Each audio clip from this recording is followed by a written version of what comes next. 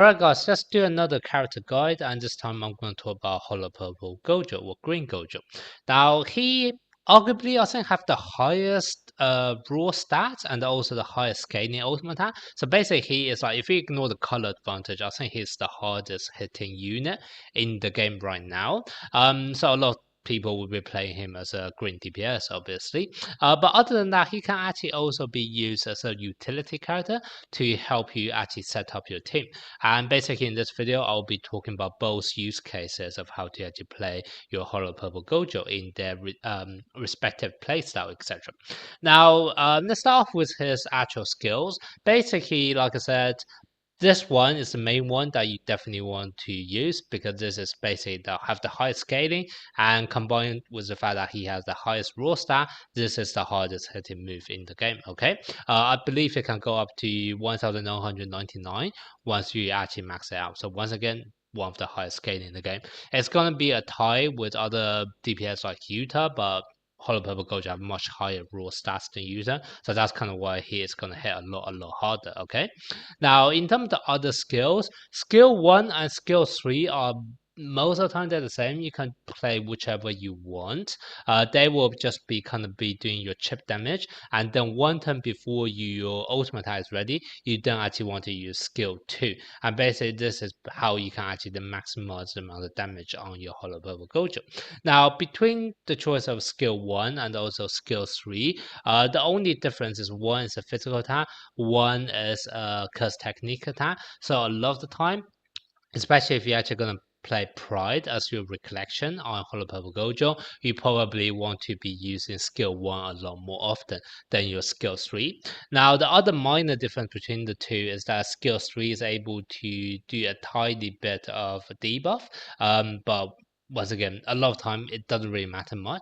And then also 100% break damage increase, which sounds really high on paper. But to be honest, I like break damage in this game is very iffy. Like a lot of time to me, it doesn't really seem to matter too much. So that's kind of why a lot of time I don't actually think, even though this looks amazingly high, it didn't actually look that impressive in actual practice. Whereas instead, if you actually play his skill 1, what you're going to see instead is, first of all, there's a bit of a debuff as well, okay? But also, you're actually able to have a high chance of crit, and when you are going to crit, it's very likely you also black flash. And what happens is Hollow Purple Gojo actually have this characteristic, which is basically saying that when he black flash, you actually increase your crit rate. So sometimes what actually happens is that I will be using skill 1 a lot more often, trying to go for black flash and therefore increase my crit rate, so that when I do eventually ult, maybe if my damage is not quite enough, I have to reset for crit.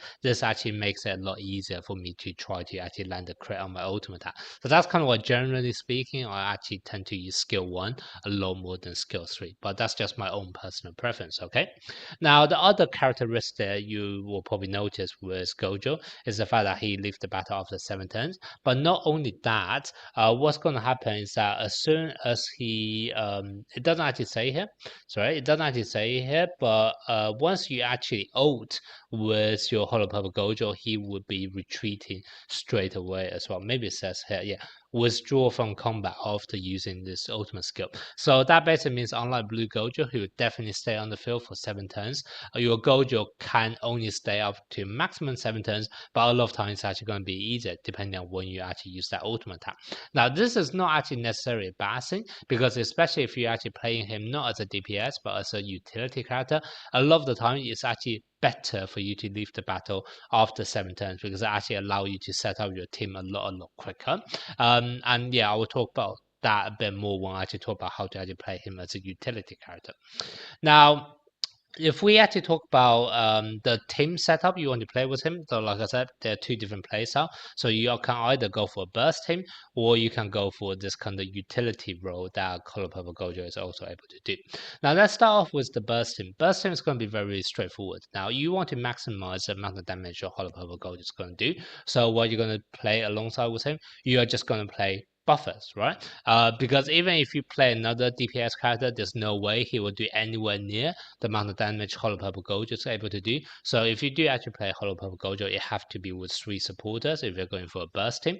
And obviously you want to mix up the different type of buff or debuff you're able to do. If you don't know what I'm talking about, I'll create a guide on this before. I'll link it in the video description. But basically you want to have one character who's able to increase your curse technique, one character who's able to do curse technique debuff, and then one character who can either do a damage dealt buff or damage dealt debuff. So that's kind of what you definitely want, those 3 different type of support characters on your team. And sometimes if someone dies really early, you may even want to have a backup option, which is another supporter, just to make sure that when you do actually ult with your Gojo, you are able to get the maximum amount of damage possible out of him.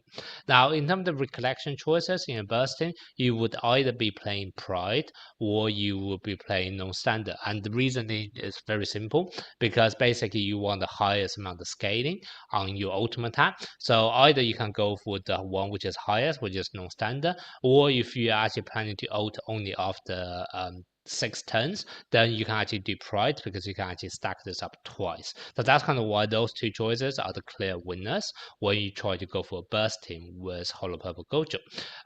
Now, let's talk about how do you actually want to play him in terms of a utility character. Now, the reason why Hollow Purple Gojo can be played as a utility character is the fact that he actually leaves the battle after when he uses his ult. And what that this basically means is that you can use this to actually wipe out the mob enemy they the stage may have. As soon as you wipe them out, your Hollow Purple Gojo is actually going to retreat, and then you can actually bring in a single target DPS to actually finish off the boss.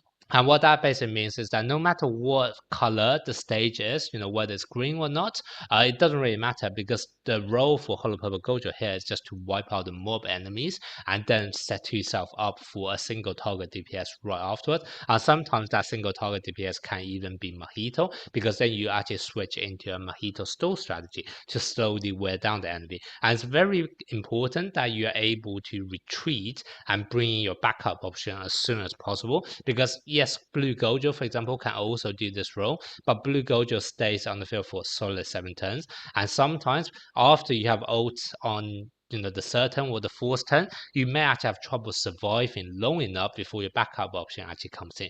Whereas Hollow Purple Gojo have this added advantage of him just being able to do a switcheroo with your backup option as early as possible, so that you don't really waste any time in trying to get your main team set up. So that's kind of why he's very good. And the other option, the other reason why he's actually better than Blue Gojo for this role is that when he actually ult, what you can do is actually decrease their ultimate count by 2 as well. And sometimes if you actually have the right setup, for example this setup I'm showing you here, which is basically Kaito, Toge, well actually it doesn't even have to be Kaito, you can actually replace Kaido with a recollection such as Mutual Trust, which is able to give plus 10 curse energy. But the basic idea is that provided your Toge is actually able to use his skill 2 back to back twice, and also you have Unity on the field, by playing non-standard, what your Hollow Purple Gojo is actually able to do is that he's able to charge up his ultimate attack on turn 3. And what that basically means is that you can use your ultimate attack on turn 3, and then because this can actually decrease the enemy ultimate count by 2 as well, you literally bring back the enemy back to the beginning of the very first turn, because the enemy's ultimate gauge would have been wiped out, because it has only been 2 turns past, and then you're decreasing their count by 2 as well. So that's kind of what, by playing this setup with Hollow Purple Gojo, you pretty much reset the battle from the very beginning, but this time around without any mob enemy, because this should have been strong enough to actually wipe out the mob enemy with this buff from your non-standard recollection. So that's kind of what this is like, the ultimate setup if you actually want to switch between, let's say, a nuke strategy into, let's say, more of a stall strategy, or switch from like an AoE strategy into a single target strategy. So that's kind of why I do feel like it's very well worth mentioning that green Hollow Purple Gojo or Green Gojo is not just used for bursting, but can also have this added advantage of being a utility character. And if you don't actually need to wipe out the mob so early as turn 3, what sometimes you can even do is buy yourself more time by actually equipping it with, let's say, this recollection or any kind of taunt recollection. And basically what that means is that by the time you actually release your ultimate attack, provided enemy only use single target attacks, you can actually prevent your whole team from taking any damage at all. So once again, you will be essentially buying yourself a solid 2 or 3 turns without doing any damage, and instead during that time, the enemy's ultimate will be set back to 0 or set up back to 1. You are able to set up the ultimate gauge on your characters, and then also set up your backup option into your first team, and then to go for your actual stall strategy, or to then go for your actual single target DPS nuke strategy as well.